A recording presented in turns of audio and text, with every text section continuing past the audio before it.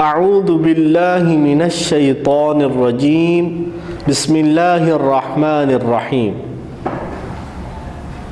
ناظرین کرام، آج کے درس کا ہمارا موضوع ہے صفات حروف،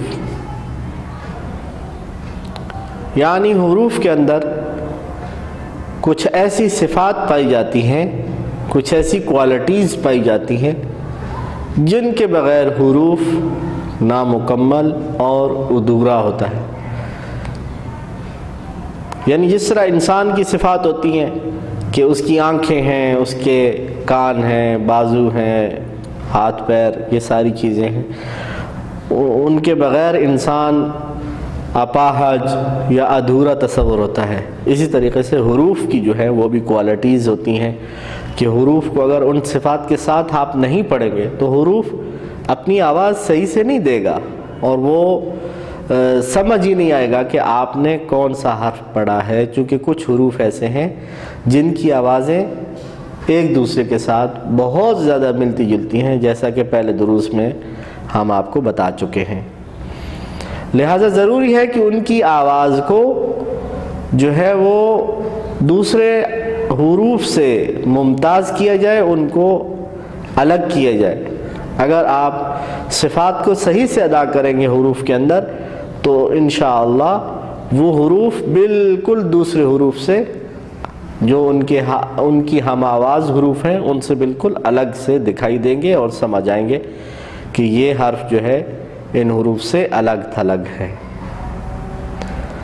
ناظرین کرام، صفات حروف میں ویسے تو بہت طویل بحث ہے، لیکن جس طرح ہم نے آپ کو پہلے مخارج حروف اور تجوید کی اہمیت کے حوالے سے بہت ہی اختصار کے ساتھ آپ کو بتایا، اسی طریقے سے ہم صفات حروف میں بھی بہت زیادہ لمبی چوڑی بحث میں نہیں جائیں گے، صرف آپ کو 2 صفات کے بارے میں بتائیں گے، اور وہ بھی سادہ لفظوں میں، کوئی عربی اصطلاحات بھی بتانے کی ضرورت نہیں ہے۔ ناظرین کرام، یاد رکھیے ہمیشہ حرف 2 طرح سے پڑھے جاتے ہیں، یا تو حرف کو موٹا پڑھا جاتا ہے یا حرف کو باریک پڑھا جاتا ہے۔ تو آپ یاد رکھ لیجئے کہ موٹے حرف کو پڑھتے وقت آپ کا جو چہرہ ہے وہ اس طرح محسوس ہونا چاہیے جیسے آپ بہت سیریس ہیں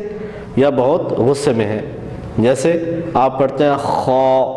خو خو، اسی طرح تو، اور اسی طریقے سے اگر حرف باریک ہے اس کے مقابلے میں، جیسا کہ یہ حرف موٹا ہوتا ہے یا باریک ہوتا ہے، تو باریک اگر ہو تو آپ کے جو چہرے کا جو تاثر ہے وہ اس طرح ہونا چاہیے جیسے آپ مسکرا رہے ہیں، جیسے آپ بہت ہی پیارے اور دھیمے لہجے میں بات کر رہے ہیں، جیسے آپ کہہ رہے ہیں با، تا، ثا،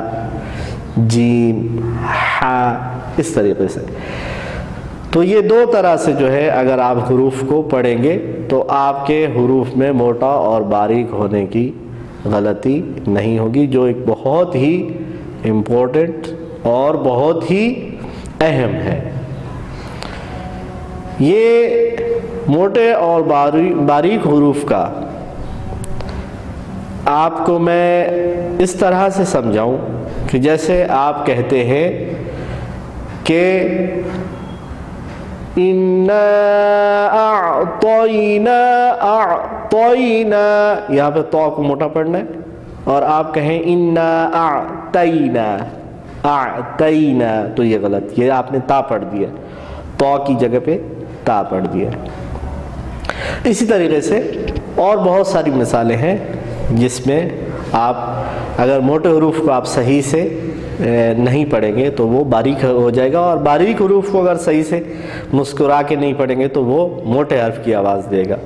لہذا بہت زیادہ ضروری ہے کہ موٹے اور باریک حروف کا آپ دھیان رکھیں۔ تو صفات حروف میں اور بھی صفات ہیں،